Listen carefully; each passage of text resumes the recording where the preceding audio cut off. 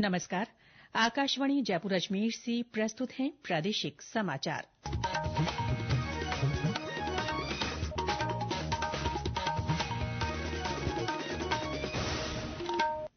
समाचारों के साथ मैं रितिका गुप्ता। प्रधानमंत्री नरेन्द्र मोदी आज राज्यसभा में राष्ट्रपति के अभिभाषण पर धन्यवाद प्रस्ताव पर चर्चा का जवाब देंगे। संसदीय कार्य मंत्री किरेन रिजिजू ने सोशल मीडिया पोस्ट में इसकी जानकारी दी। 2 दिन पहले लोकसभा ने राष्ट्रपति के अभिभाषण पर धन्यवाद प्रस्ताव को मंजूरी दे दी है। राज्य विधानसभा में आज नए जिलों और संभागों को निरस्त करने के मुद्दे पर चर्चा हो रही है। संसदीय कार्य मंत्री जोगाराम पटेल सत्ता पक्ष की ओर से जवाब दे रहे हैं। सत्र की कार्यवाही शुरू होने से पहले मुख्यमंत्री भजनलाल शर्मा ने आज भाजपा विधायक दल की बैठक ली। बैठक में उन्होंने सभी विधायकों को सदन में अधिक समय बिताने और सदन में उपस्थित रहने को कहा।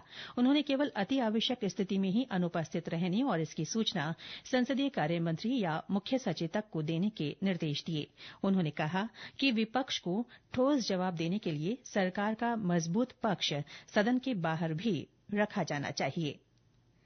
जयपुर में आज से त्वचा रोग विशेषज्ञों का राष्ट्रीय सम्मेलन आयोजित किया जाएगा। इस सम्मेलन में देश विदेश के 5,500 से ज्यादा विशेषज्ञ और प्रतिभागी शामिल होंगे। राज्यपाल हरिभाऊ बागड़े इसका उद्घाटन करेंगे। सम्मेलन का उद्देश्य त्वचा रोग विज्ञान के क्षेत्र में की गई नई खोजों और विचारों को बढ़ावा देना है। इस दौरान 80 से ज्यादा सत्र आयोजित होंगे। और अब समाचार महाकुंभ से।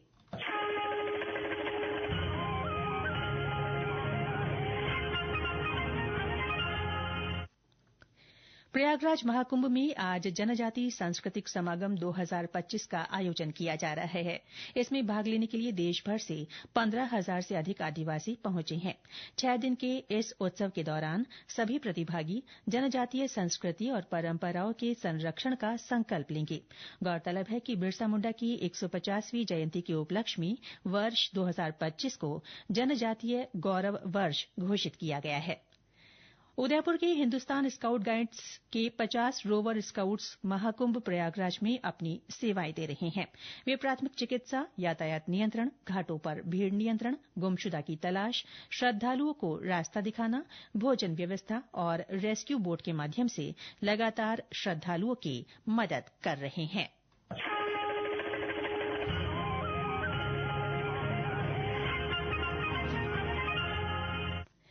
राजस्थान कर्मचारी चयन बोर्ड की ओर से कनिष्ठ अभियंता संयुक्त सीधी भर्ती परीक्षा आज आयोजित की जा रही है। पहली पारी में सुबह 10 बजे से दोपहर 12 बजे तक परीक्षा हुई। दूसरी पारी में दोपहर 3 से शाम 6 बजे तक अभ्यर्थी परीक्षा देंगे। शाही ट्रेन पैलेस ऑन व्हील्स आज जयपुर के गांधीनगर रेलवे स्टेशन पहुंची। स्टेशन पर पारंपरिक राजस्थानी अंदाज में पर्यटकों का स्वागत किया गया। इस मौके पर लोक कलाकारों ने सांस्कृतिक प्रस्तुतियां दी। ट्रेन में सऊदी अरब, अमेरिका, ब्रिटेन, सिंगापुर, स्विट्जरलैंड और कनाडा देशों के पर्यटकों सहित कुल 60 देशी विदेशी पर्यटक इस शाही यात्रा का हिस्सा बने हैं। भारतीय रेलवे और राजस्थान पर्यटन विकास निगम की ओर से चलाई गई ये ट्रेन प्रदेश के प्रमुख पर्यटन स्थलों की यात्रा कराती है। प्रदेश में बीते 24 घंटों में अधिकतम और न्यूनतम तापमान में गिरावट दर्ज की गई है। 14 शहरों में रात का तापमान 5 डिग्री सेल्सियस से नीचे रिकॉर्ड किया गया। सबसे कम 2.8 डिग्री सेल्सियस तापमान सीकर के फतेहपुर में रहा। माउंट आबू में 3.4, सीकर में 3.5, लूणकरणसर और नागौर में 3.8, करौली में 4.4, दौसा में 5, पिलानी में 6 और चूरू में 6.2 डिग्री सेल्सियस न्यूनतम तापमान दर्ज किया गया। मौसम केंद्र जयपुर के अनुसार तापमान में 2 से 3 डिग्री सेल्सियस की और गिरावट की संभावना है।